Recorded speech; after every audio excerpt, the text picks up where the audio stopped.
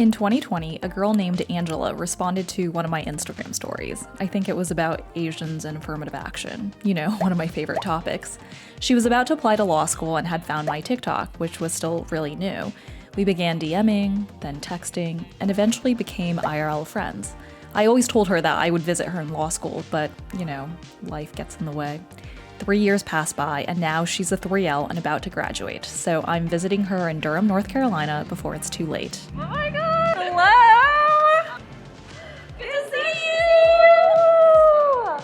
Thanks for coming! Yeah, of course! Thanks for having me!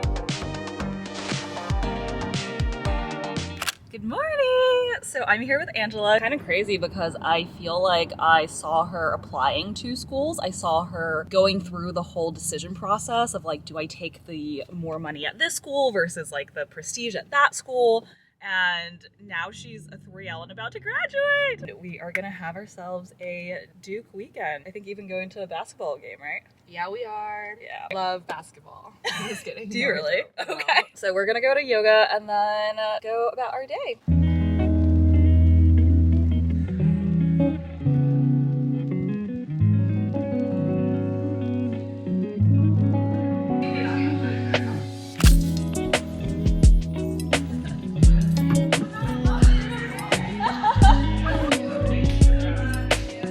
Wow, that was really challenging.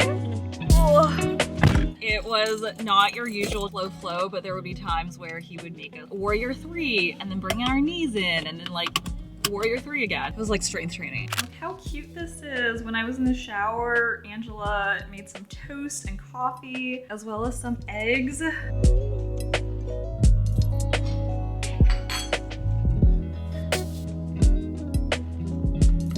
I dropped the feta. Welcome to Duke Law. So here are some student lockers. It's very much like high school. Welcome to DOJ. A lot of people like to do their editing or homework or just like hang out here. Duke Law Journal editor at work. Couch for naps. Haha,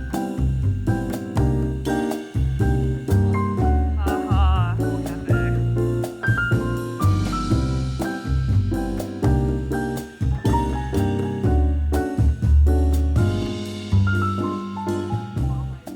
I love libraries, guys. I judge schools by their libraries.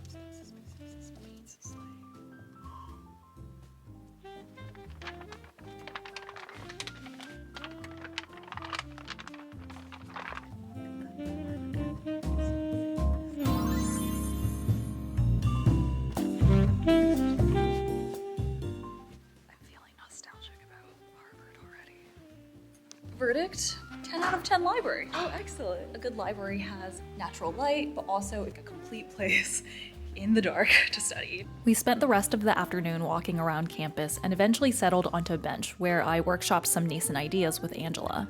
In any new areas of law, it's always good to get into them because you know as much as the people who are seasoned lawyers. Yeah. So it gives you more opportunity to get experience earlier and also distinguish yourself earlier, whereas M&A has existed for like hundreds of years. If you're working with a partner who has like 30 years of M&A experience, they're obviously going to know more than you. Yeah. If it's a new law, a new field of law, it's more collaborative when you do learn about it together. And I think that kind of like collaborative learning, evening of the hierarchy is really, really helpful if you're trying to distinguish yourself. My theory on prestige is that the point of prestige is to one day stop caring about prestige. In many ways, prestige and money both seem like they offer freedom. Most people in life would say that their hope for life and what they pursue is to one day just like be able to freely live the way they want. If you are poor, are an immigrant, are discriminated against, you just don't feel free at the beginning of your life. Things like prestige and money feel like pathways to freedom.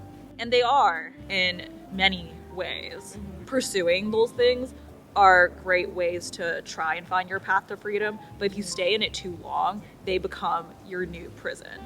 Okay, I know it looks like I just monologued to Angela, but I promise you that is not what happened. She talked a lot too. Like, look at her doing all this talking. But we talked about a lot of personal things, including some things that just aren't mine to share. So let's just continue with the day. Good evening, guys. We are on our way to a Duke basketball game. We got student tickets, which means that we have to be in line at 7:30 or else we don't get in. So it's 6:40 right now and we are trying to photo finish into this. 7:14 and we made it! We made it! I We're was gonna so worried. I was really stressed because there's so much sports traffic on game days like today, and then it's really hard to like drive around the Duke campus, and they have like police and security guards like waving you through, and half the time I can't get through even though I have a Duke law permit. So yeah, I'm just relieved we're here. We're gonna make it. I'm gonna see a real sports school basketball game because I've never gone to sports school. Sports ball. We have such a good team. We got in 3 different lines, one after another, and were led onto these metal risers where they packed us in like sardines. Like, look how crushed we are. By pure bad luck, we were also standing behind really tall dudes, so it was basically impossible to see the game. But even with that, it was still pretty cool to be a part of all the Duke chants and see how devoted the crowd was to the Blue Devils. We tapped out after halftime. I'm freezing my toes off. Angela said she was dissociating from how crowded it was. It also just sucks being 5'3" in places like that. You can't see anything. I am 5'2", so this happens to me a lot, and it's really luck of the draw. I was in between like the shoulders of 2 tall people, so every once in a while I could see, but most of the time if someone else's head got in the way, I just like couldn't see at all. Because it's like 30 degrees in Durham tonight, I'm wearing a coat and a sweater, but then I was like sweating in there even after removing my layers.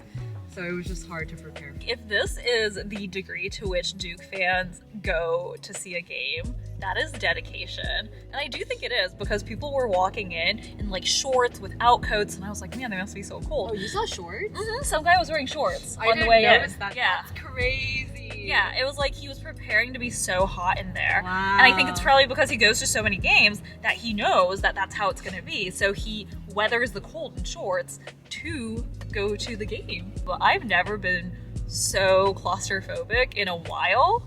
Probably since like a lot of college, which makes sense. But this was the grad student section. So the fact that grad students suffer through this is quite impressive. I legit was like looking on StubHub for tickets in the middle because I was like, it might just be worth it for like 15 minutes of not being in this crowd. Maybe if you're an undergrad, you get better seats. I got that impression because every time the Jumbotron, I think that's what you call it, the Jumbotron panned to the undergrads, they look to be less crowded. Which makes sense, like it's their college team.